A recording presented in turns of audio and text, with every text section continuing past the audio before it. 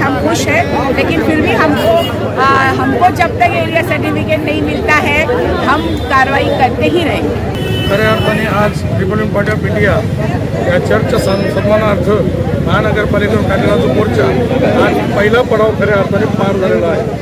खऱ्या अर्थाने पहिला पडाव पार झालेला आहे। एक सीडी आज चढलो आहे। महानगरपालिकेने हे मान्य केले। मोठे साहेब असतील, सागर साहेब असतील, संतोष निकाळजे साहेब असतील, या शिष्टमंडळाने संपूर्ण तयारी दर्शवलेली आहे की आपल्याला रेकॉर्डवरती घेणं आणि पोझिशन आपलं आहे हे सिद्ध करण्याची खऱ्या अर्थाने चर्चची आज पहिली मागणी मान्य झाली असं म्हणायला काही हरकत नाही। रिपब्लिकन पार्टी ऑफ इंडियाचा झटका म्हणतात, कारण जेव्हा रिपब्लिकन पार्टी ऑफ इंडियाचा दणका पडतो नाही म्हणणाऱ्यालाच तर हो म्हणावं लागतं आणि आज त्याची सुरुवात झाली। आणि दुसरी महत्त्वाची गोष्ट मी पुन्हा सांगतो, मी वारंवार सांगत असतो, जोपर्यंत ही चर्चची समस्या पूर्णपणे शांत होत नाही, यांना चर्च मिळत नाही, तोपर्यंत रिपब्लिकन पार्टी ऑफ इंडिया नेते रामदासजी आठवले साहेब यांच्या नेतृत्वाखाली आम्ही गप्प बसणार नाही। चर्च के सन्मान में आर्पिया मैदान में, चर्च के सन्मान में आर्पिया मैदान में। नाही, एकतर काय की ह्यांचा जो लढा आहे तो गेल्या अनेक वर्षापासूनचा लढा होता आणि त्या ठिकाणी गेल्या 45 वर्षापासून ते चर्च होतं। ही तिसरी पिढी त्यांची आता चर्चमध्ये जाते आणि त्या ठिकाणी एक असं वातावरण झालं होतं की ह्यांचा त्या चर्चवरती अधिकारच नाही। म्हणजे ज्या व्यक्तीचं 45 वर्षापासून तिथे पोझिशन आहे आणि त्या व्यक्तीला हे महानगरपालिका नाकारत होती।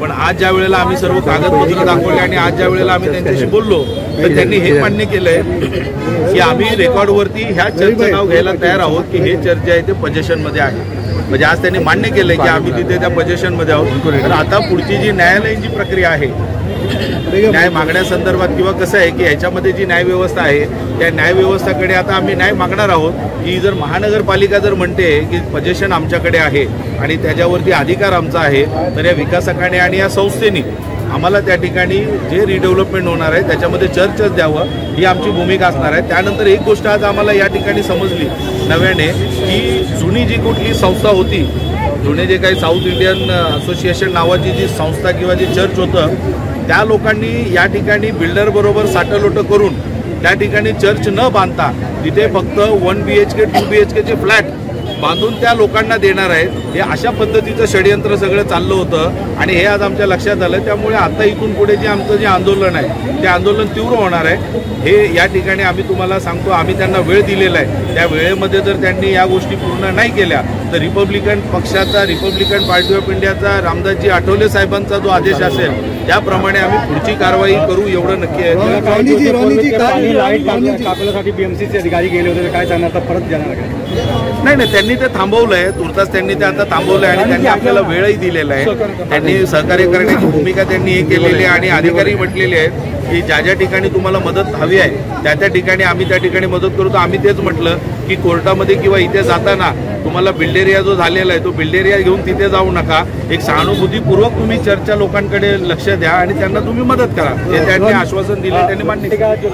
आज आरपीआई का सबका हम धन्यवाद करते हैं कि उन्होंने आज हमारा साथ दिया है और म्यूनसिपल के जो हेड है उनके सब बात हुआ है। उन्होंने आश्वासन दिया है कि हम चर्च के बारे में उचित निर्णय लेंगे और हम उसकी निर्णय का इंतजार करेंगे। लोग कितने खुश है इस निर्णय के बाद? अभी लोग खुश है, लेकिन लड़ाई हमारी जारी है।